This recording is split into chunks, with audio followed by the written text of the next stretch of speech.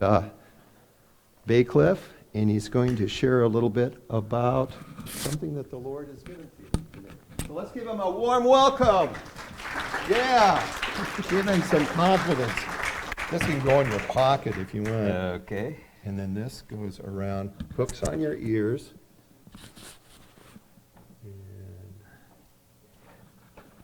My wife says I don't need a speaker. I speak loud enough as it is, so if you we'll work with it. Thanks for this opportunity. John's going to show us a quick clip of what Bay Cliff kind of encompasses, and we'll kind of start from that.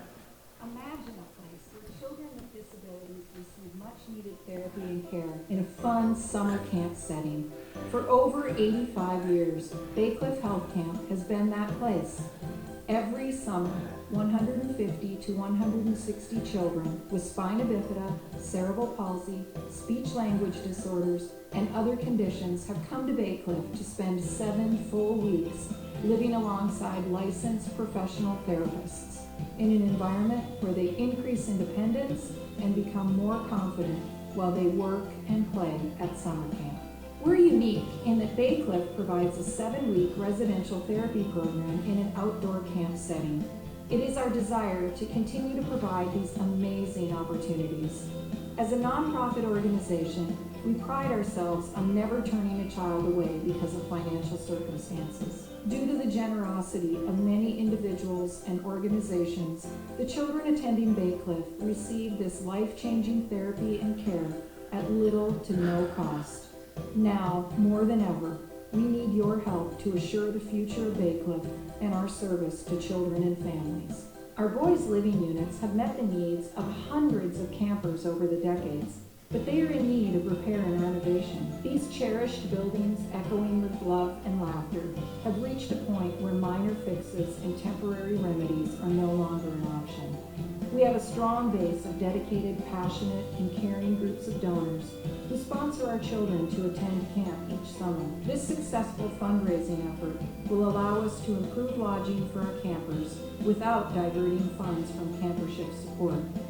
We invite you to become a part of a new generation of Bay Cliff supporters. That's why Bay Cliff and the boys who return every summer need your help to improve this place we all call home.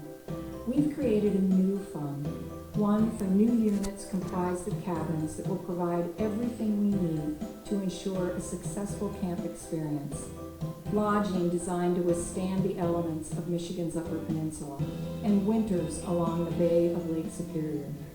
As it stands, Units 2 and 3, our beloved boys' units, are failing. The buildings, constructed in 1963, need to be updated with improved efficiency and sustainability. As we strive to make all of our camp facilities accessible to all, the restrooms within the boys' units need to be more accessible and functional in service to children living with physical disabilities. We can do this. In fact, we already have.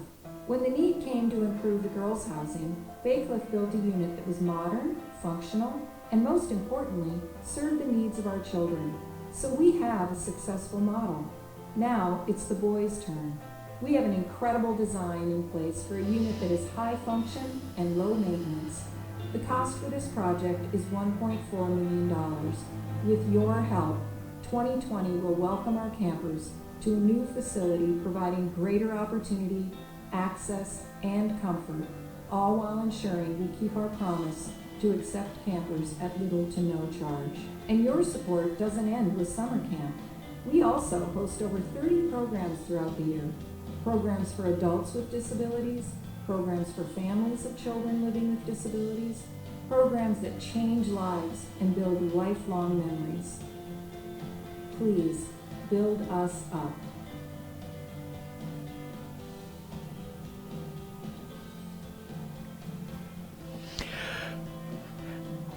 As I was pondering this morning's events, I realized I had to apologize right off the bat make a confession that I had an ulterior motive here in front of you, and it was, I want to motivate each one of you today in some way, shape, or form to inquire and look into Bay Cliff. It's available, it's accessible to each one of you at baycliffhealthcamp.com. That's simple. They are trying to accomplish just some phenomenal things. These, and 75% of these kids are from the UP. Some come from Wisconsin and Minnesota, but most of them are UP kids. We have kids that actually come from Drummond Island and go there. They're in camp right now. They're in their 7-week main primary camp right now. And with my confession was the realization, how do I motivate you? A 1.6, was it 1.6 million? Woo! That's going to take some motivation. But how do I, in my little way, in your little way, how do we get motivated? I kind of played a game on my wife yesterday morning when we were, I told you were in this, dear. You're supposed to be sitting in the back row giving me signals.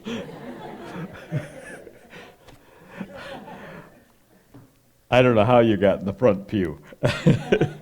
But anyway, we were sitting on the shore, Dad and Irma and I, and looking over how beautiful it was. So wonderful to be here, and the lake was just calm and gorgeous. And you know, my wife had this list, and I'm looking out over the grass, and it was knee deep.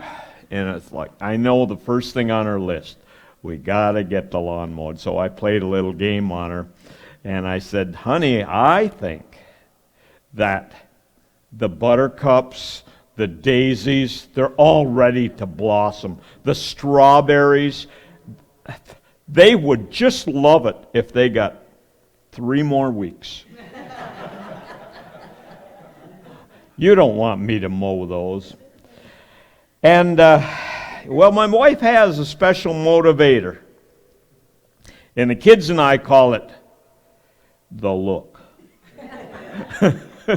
Now, many of you can relate to the look. There's some people who have perfected it. I think her look came from her mother's look, and they got it down. And that motivator, I don't know, it's two parts regret, couple parts of guilt, and in the end she throws in a little vinegar just in case it didn't sting enough yet. But she knows how to motivate me, and that's what we're trying to learn. There's other motivations. I have to confess, when I was growing up, my strongest motivator was fear in my brothers. Having 3 younger brothers, if I didn't have them in fear, there was a little while I was the biggest, the oldest, the strongest. Now I'm only the oldest. And there's really no control factor involved. So fear, it may have worked for a while, but it doesn't work now. But it was a motivator, and we've all felt fear as a motivator. There's the guilt motivator. Ooh, that's a tough one. My mother was, bless her heart, but she was a master. She could turn me around, and as I'm heading out the door, don't step on that lower lip. Oh, okay.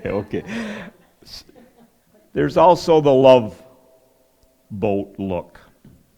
That was Grandma Connie's motivator. Grandma Connie, before she persuaded and motivated you in a direction, she always offered you that piece of homemade roll with sugar on top. And yeah, Graham, what do you, the lawn mowed? You got it. There's all kinds of motivators, mixed motivators, and a lot of them are nonverbal motivators. But we get things accomplished. Things get accomplished through motivation. And Jesus, as I thought about this morning's message, Jesus was probably the foremost motivator because he was working with a group of people who had been doing, they were kind of locked in. Their lives were pretty much set. They were farmers if their dad had been a farmer. If their mother was provided, she gathered the water, she gleaned what she could out of food, and they had been doing it the same way for as long as anyone in their family could ever remember. If they were fishermen, like around the Sea of Galilee, they were fishermen from now till the day they die. And Jesus was there to motivate them to something new. And thank you, Scott, for that last song. The kingdom of God, the kingdom of heaven, the kingdom of children, except you become a child, you will never see the kingdom of heaven. And this was a totally far out concept. I mean, he was trying to work with people that didn't know much about change. And he wanted them to forget their wants, to put them behind them, to forget their needs, to forget their pains and griefs that they'd been bearing and carrying all their lives. And it was like, whew, this is a big change in my life. And so he concludes with this concept of we all know the Beatitudes. The thought that the weak will be strong, that the poor will be rich, that there's a change coming in your life if you walk as the kingdom of God before you. And then Jesus throws out the idea that the kingdom of God is within you.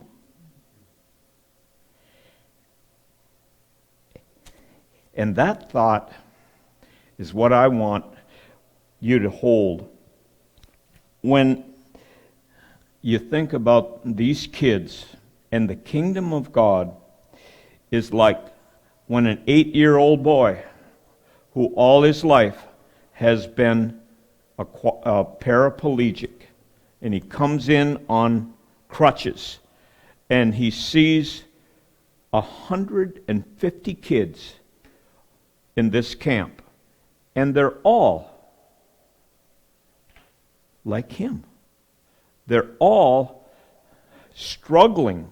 They're fighting internally. How do I get up each day, wake up, put my crutches on, and face life?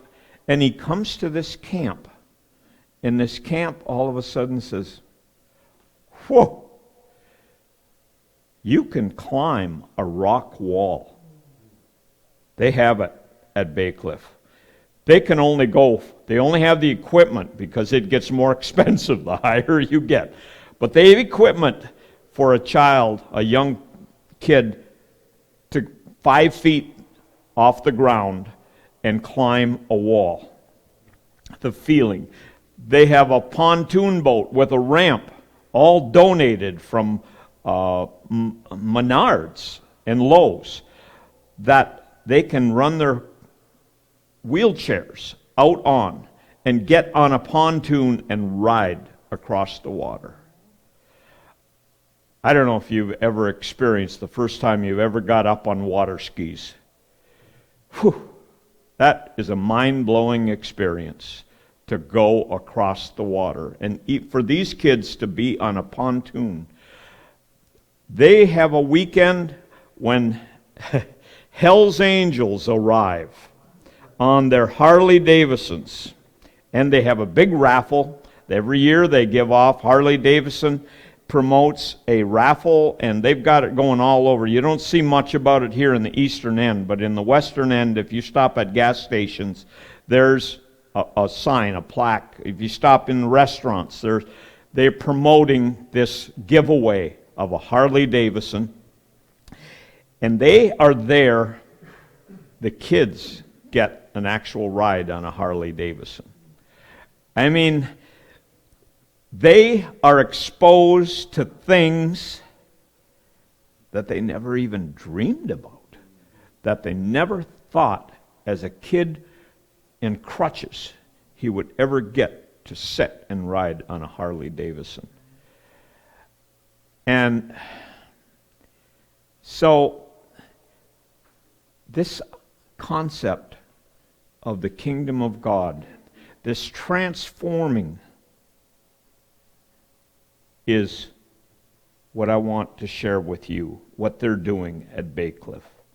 And it's pretty unbelievable. I know the first time that I saw the flick and the movie that they'd showed me, it was a half an hour one, and it was like, holy cow, we came out of there. Tony and I, my friend who comes with me just about every year, twice a year, and we just shook our heads and like, wow. It was something we hadn't even thought about, didn't know existed. And, we go up for twice a year, a half a dozen of us usually, and we pound nails.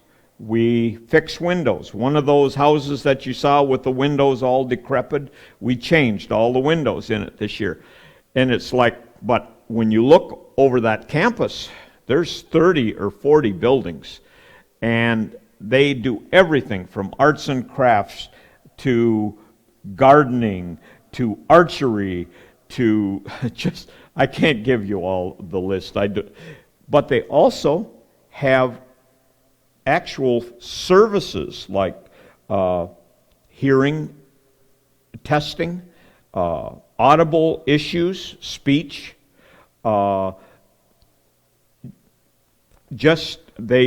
you saw the dental repair work, and there's a medical physician on campus for at least parts of that 7-week period. They deal with all of those young people's needs. It's really a comprehensive program that covers so many areas, and so much need. It's just, we looked at the shingles on the roofs, and all of us are over 60s, and some of us are 70s, and it's like, I can't, I don't want to look at all those roofs. They need shingles. And I don't know where they're going to find the young men for that, because most of us are retirees that are, there we've got a long weekend and we give what we can give, and it is what it is. But they have a myriad of needs and issues. And I would just challenge you to consider yourselves as part of the kingdom of God when you look at this organization and you consider what their needs are, and you consider what your gifts and your efforts can transform and transcend. So, if anyone has any questions, I wanted to open it up. In anything I can help you with. Questions or comments? Pardon?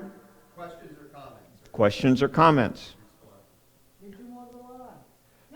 What's?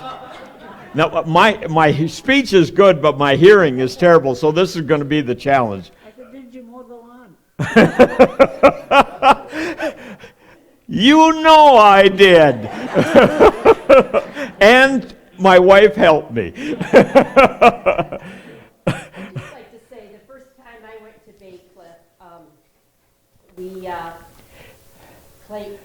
we were up there for Maddie's graduation, and we stayed at one of their houses, the Normandy house. I don't know, we had 13 of us in there. And then we took a day and toured Bay Cliff.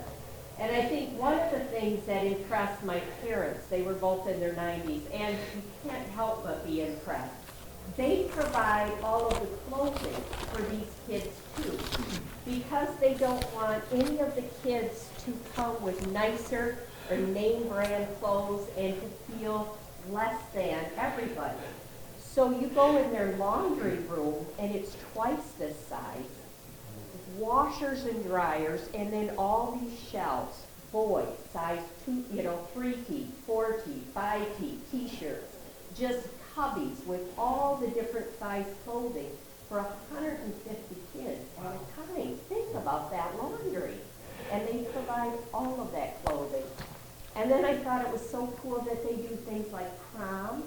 They never, because a lot of these kids never get to do, so they have a whole assortment of formal dresses for the girls and suits for the boys.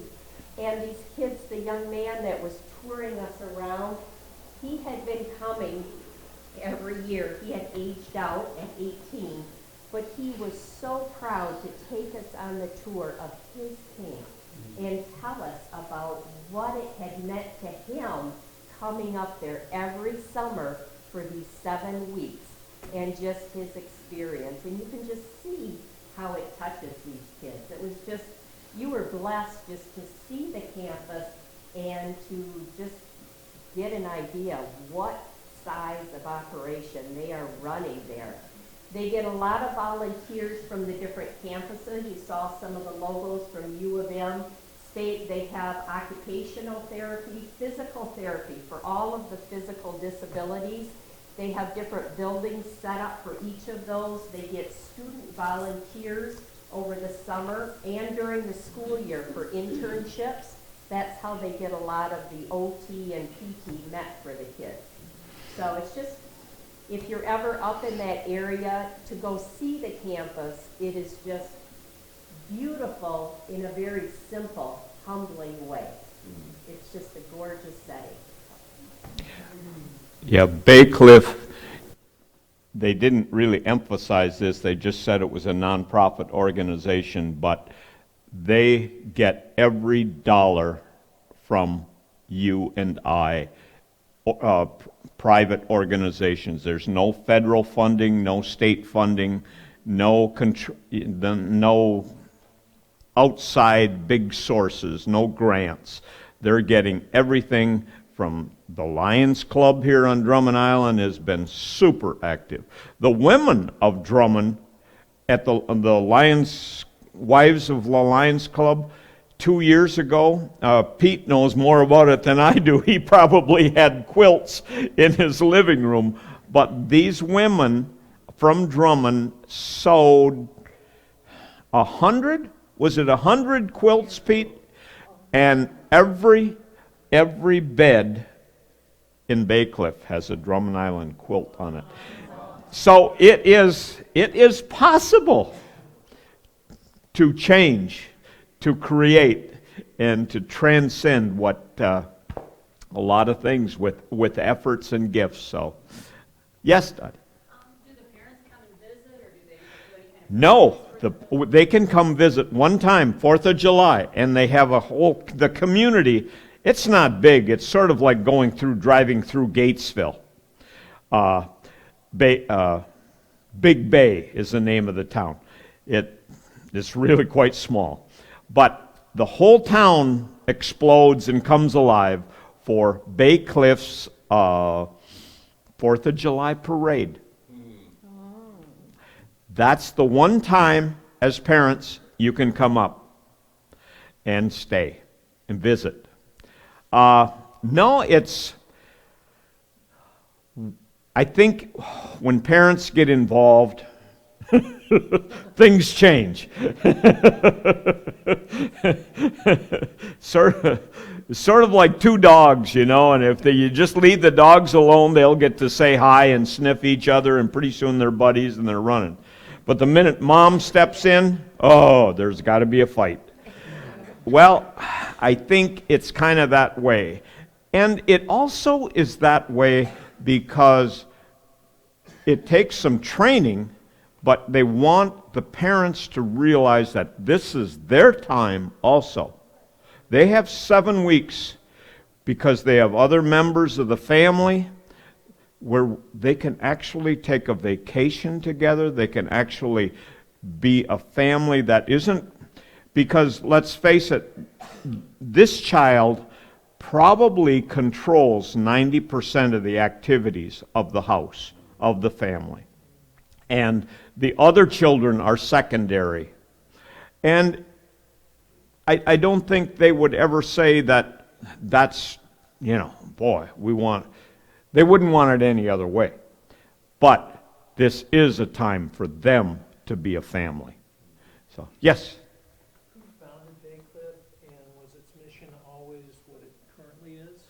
Has it changed? It has evolved. It actually started, it's an interesting history. Ford, the car builder, yeah, started the little town of Big Bay. He wanted the timber to put lumber in his Model A's and Model T's. If you've ever, I have a Model A pickup. It has oak beams, main beams that carry the whole car. Well, that's what they were doing. They started this community up there. And along came the 1930s and the Depression, and these people, Ford kind of moved out, things slowed down, business is not good. This is a fringe community. They moved out or slowed down, and many of the people were unemployed. There were 2 ladies. One was from Drummond Island, Grand Rapids, and I think it was Miss Corneliuson, was it? And the other was from Negaunee.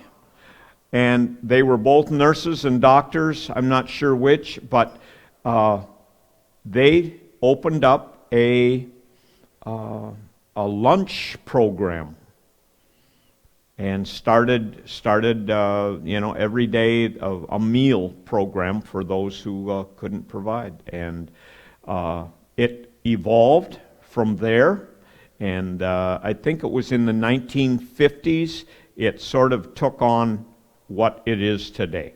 So it's been, I've got a t-shirt that says 1934 is when it began officially. So, but it has evolved, and but it's been this way now for the last good 30 years.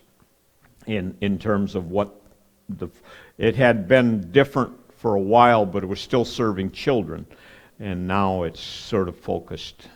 Got a program that's pretty solid. So, yeah. Any other questions? Yes.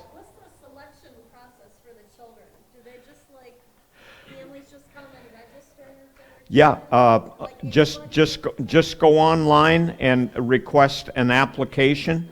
There's a $100 application fee. That's the last thing you'll pay. Everything else, they do not charge the parents or the kids for the rest of. Is it for children like just in the UP or? No, they do have primary selection from the UP. But they're also taking them from Wisconsin and Minnesota, the Lower Peninsula as well. But if you're a kid from the UP, you get priority. I think there are 2 or 3 kids from Drummond who are part of the program. And there have been others. 3? 3 right now. 3. And there have been others all along. There are other programs, the adult programs that they offer after the middle of August is when it's 7 weeks. It started in middle of June and then ends sometime like the first week of August. But the rest of the year and before June, they also are offering just a myriad of programs in health. I mean, they do some other supplemental things to pay the bills, like band music and cross-country track teams and things like that. But their primary, they are running cancer survivor programs. They're running, I think Jimmy Geyer, when he had MS, they ran a week's program, and how do you cope with it? How do you deal with it? How do you? They just have a whole spectrum of different health issues that they service. But if you go online and get an application, that's the way you begin it, and it's pretty incredible. $100 for 7 weeks of care. So. Anything else? Anybody else? Thank you for giving me this chance. I appreciate it.